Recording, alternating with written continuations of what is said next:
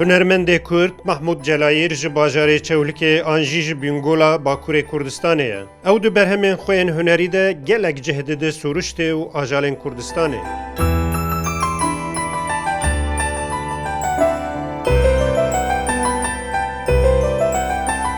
Li Stenbolê pêşengehek saziyekî ya bi navê Cam Galerî amadehiyê bû sazkirina pêşengehekê bû wî dike. Navê pêşengeha wî Yeling e. Yeling ji bo wî sembolek pir girîng e.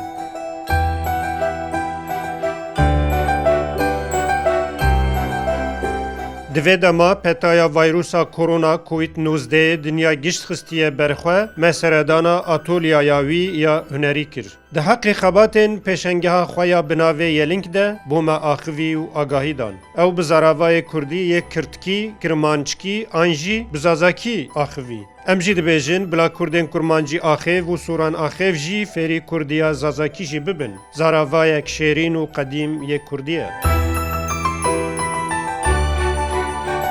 Yeling gîhayek yê bilindahiyên Çiyayê Kurdistanê ye. Mahmud Celayir pêşengeha xwe ya nû li ser vî gîhayê nexşe û qeware kiriye. Ew gîha wekî sembolekî ya mizgîniya biharê jî tê zanîn. Gelek derman û hekîm e jî. Ji bo wî jî bûye îlhamek ya hunerî. Ev şahidî û pêgiriya wî ya digel xakê dihêlik û mirov careke dî li ser ra û bingehê jiyanê bifikire bîne ber çavê xwe.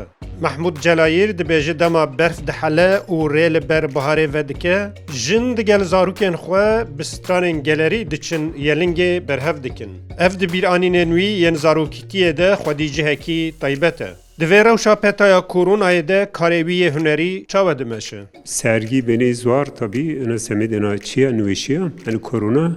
Fakat ma hunç dewm kên yani ma tuay veng nûminên maxebeta xwe dewm kên. İnkî semed ini sergî êza xebtiyan, resim mikirt hazır îtiyan. Ini sergî me nûmeyî Yeling. Yeling ez her vaxt ona yo nome zazakî tun sergî xwe. Çünkü malzeme me her vaxt çîra welat mira ew mir zaf mühim. Yeling yo vaşo. Vaxt vorşina hevir Yeling yena meydûn. Yani vaxt ona vor homa esta Yeling bin vora yena cuar. İnki Yeling zaf mühim çünkü çi werdiş ben kem millet cini yen Yeling dunariye per Yeling çifra yemek vrazîn. Yani şorbayı vrazîn, pe hakun vrazîn, pe rız vrazîn, pilavı vrazîn. Yani hem formiye, biçimiye Yeling mir zaf mühim. Hem iz yo faydeyi est. Yani semit doğucun semit çiğma milletime. Yani yo hikaye vaşes semedea ene sergimi ene Yeling me korot çi benate. Di berhemên wî de her tim mirov û xwezayî heye. Xweza sürüşt rolekî çawa dilehîze di jiyana mirovî de û berpirsyariya hunerî ya bu jiyanê di vî warî de çi ye? Manzara resmi biraz. Yani malzeme erda aslında. Erdo, nebahato, vilik yani doğay ucayma, bitki ucayma ay mirzaf mıyım? Çünkü ayı çiğ insani. Yani semit resm kerdişe zaf çiğ müsait.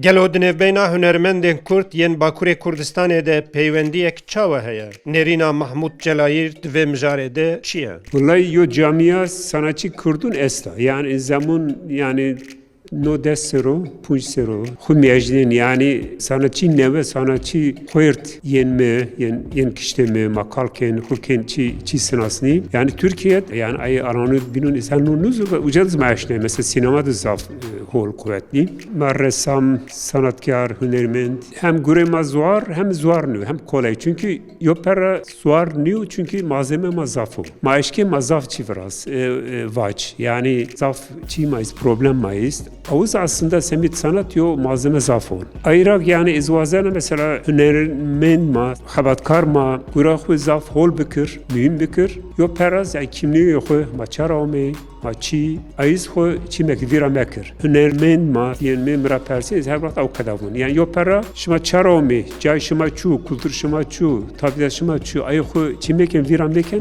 o pera binez bunen dünya şına çal.